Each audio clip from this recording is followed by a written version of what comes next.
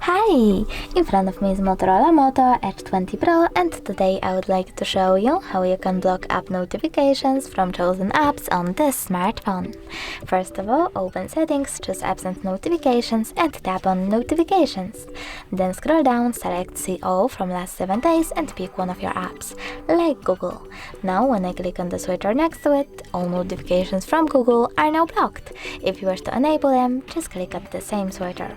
You can also just tap on one of your apps and click on the switcher next to all Chrome notifications to turn them on or off. You can also adjust them from here.